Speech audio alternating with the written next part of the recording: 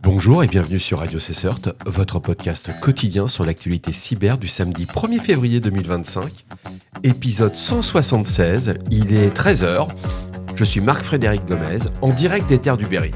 J'espère que vous allez bien sous ce beau soleil que nous avons aujourd'hui. Au programme aujourd'hui dans cette édition, les sénateurs veulent une backdoor dans les messageries chiffrées. Un groupe de sénateurs a demandé l'intégration d'une porte dérobée dans Signal, WhatsApp et d'autres messageries chiffrées. Démantèlement des comités consultatifs en cybersécurité aux États-Unis. L'administration américaine a décidé de dissoudre plusieurs conseils consultatifs en cybersécurité, notamment le Cyber Safety Review Board, le CSRB, en pleine enquête sur l'opération chinoise Salt Typhoon. Démantèlement de 39 domaines utilisés par le phishing. Les autorités américaines et néerlandaises ont mené une opération conjointe.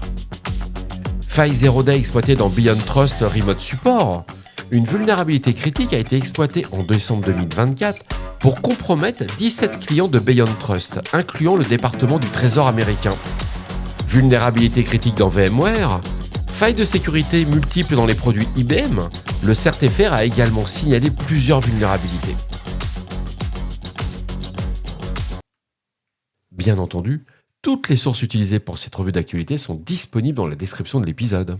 Selon un article de ZDNet, des sénateurs français ont proposé l'intégration de portes dérobées de backdoor dans les applications de messagerie chiffrées telles que Signal et WhatsApp. Cette initiative vise à permettre aux autorités d'accéder aux communications chiffrées dans le cadre de leurs enquêtes. Les partisans de cette mesure estiment qu'elle renforce la sécurité nationale en facilitant la lutte contre la cybercriminalité et le terrorisme. Cependant, cette proposition suscite des préoccupations concernant la protection de la vie privée et la sécurité des données des utilisateurs. Les opposants craignent que l'introduction de telles portes dérobées puisse affaiblir le chiffrement et rendre les applications vulnérables aux cyberattaques. Bon, réellement, il n'y a rien de nouveau sur le sujet. Il faut juste trouver le juste équilibre entre la protection de la société et la surveillance de masse. Mais nous savons tous que grâce à l'IA, on est sauvés. Qu'est-ce qu'on pourrait faire de toute manière sans Skynet Alors pour ceux qui n'ont pas la ref, c'est dommage, mais regardez un peu Skynet. On est en plein dedans. The Register a publié un article intitulé « Getting a Cyber Advisory Board Footage ». Ouais, pas très compréhensible leur truc. Dans lequel l'ancien contre-amiral de la marine américaine, Mark Montgomery, critique la décision de l'administration Trump de dissoudre plusieurs comités consultatifs en cybersécurité. Parmi ces comités figurait le Cyber Safety Review Board, le CSRB, qui menait une enquête sur les attaques Salt Typhoon attribuées à la Chine. Montgomery compare le CSRB au National Transport Safety Board, le NTSB aux États-Unis, qui souligne que ce dernier n'a jamais été démantelé en pleine enquête sur un incident. Il estime que la suppression du CSRB pendant une investigation importante est une erreur préjudiciable à la sécurité nationale. On attend la réponse de la Maison-Blanche. On constate que l'arrivée de Trump fait bouger beaucoup de lignes, mais c'est vrai que démanteler un comité d'enquête alors qu'avec la Chine, il y a une guerre ouverte entre les États-Unis, avec les États-Unis et la Chine, c'est assez surprenant. The Hacker News a rapporté que les autorités américaines et néerlandaises ont démantelé 39 domaines et leurs serveurs associés dans le cadre de l'opération Earthblocker. Ces sites, gérés par un groupe connu sous le nom de Sam Raiza ou Earthsender, depuis au moins 2020, proposaient des kits de phishing et des outils facilitant la fraude. Ces outils ont été utilisés par des groupes criminels organisés pour mener des attaques de compromission de courriers professionnels, ce qu'on appelle des BEC, entraînant des pertes de plus de 3 millions de dollars quand même. Article à lire. C'est assez intéressant parce qu'on apprend que les sites offraient également des formations via des vidéos YouTube. C'est quelque chose qu'on voit dans les équipes de réponse à incidents déjà depuis plusieurs années. Et on constate qu'aujourd'hui, quand on décide d'être un cybercriminel, on n'a pas besoin d'être ingénieur en informatique. Vous pouvez tout acheter clé en main. Vous allez avoir de la formation, vous allez avoir des équipes de support, vous allez avoir des chefs de projet. C'est assez extraordinaire. Les autorités néerlandaises estiment que ces services comptaient des milliers de clients avant leur fermeture. En complément à une affaire qui date de décembre 2024, Beyond Trust a détecté une faille de sécurité affectant 17 de ses clients utilisant le service Remote Support SaaS. Les attaquants ont exploité une vulnérabilité Zero Day dans une application tierce pour accéder à une ressource en ligne dans un compte AWS de Beyond Trust. Cela leur a permis d'obtenir une clé d'API d'infrastructure qu'ils ont utilisée pour réinitialiser les mots de passe des applications locales et accéder aux instances de support à distance des clients concernés. Parmi les victimes, où ça fait vraiment beaucoup de bruit, il y avait le département du Trésor des États-Unis qui a signalé que des acteurs soutenus par l'État chinois avaient accédé à certains de ces ordinateurs et documents non classifiés. Bayot Trust a révoqué bien entendu la clé d'API compromise, suspendu les instances affectées et fourni des alternatives aux clients touchés.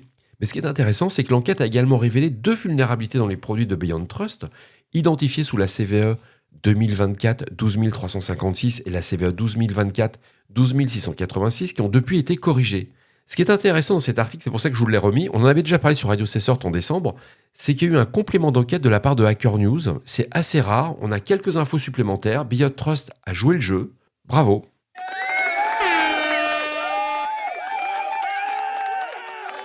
Le CERT-FR a publié un avis, le 85, concernant plusieurs vulnérabilités identifiées dans les produits VMware. Ces vulnérabilités, référencées sous les CVE 2025 22218 à 2025 22222, affectent notamment VMware ARIA Operation for Logs, VMware ARIA Operations et VMware Cloud Foundations. Elles permettent à un attaquant de provoquer une élévation de privilèges, une atteinte à la confidentialité des données et une injection de code indirect à distance, une XSS. VMware a bien entendu publié des correctifs pour remédier à toutes ces failles de sécurité. On patch et on ne discute pas, c'est le CERT-FR qui l'a dit. Un second avis du CERT-FR qui est intéressant, c'est l'avis du CERT-FR 86 qui concerne plusieurs vulnérabilités identifiées dans divers produits IBM. Ces vulnérabilités affectent notamment les systèmes AIX, IBM QRadar Network Packet Capture, IBM QRadar SIEM, IBM Sterling B2B Integrator, IBM Sterling Connect et VIOS. Elles permettent à un attaquant de provoquer une exécution de code arbitraire à distance, une élévation de privilèges, un déni de service à distance, une atteinte à l'intégrité des données et un contournement de la politique de sécurité. Bien entendu, IBM a publié des correctifs pour remédier à ces failles de sécurité. On met à jour si vous êtes dans ces systèmes.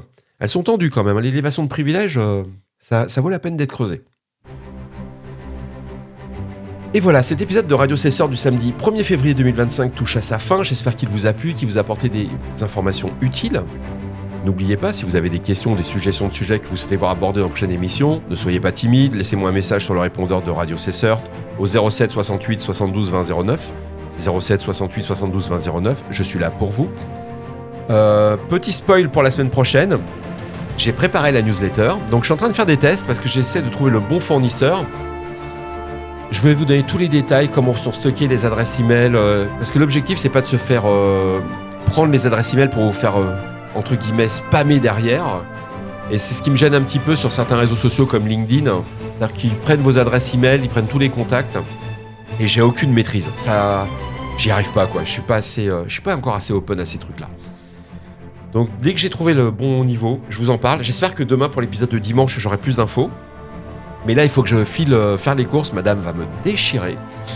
Ça fait 2 heures que je lui prépare l'épisode et elle m'a dit qu'est-ce que tu fais. Donc ouais, il y a des vrais sujets sur Radio Cessort. Il n'y a pas que la cyber. Au revoir.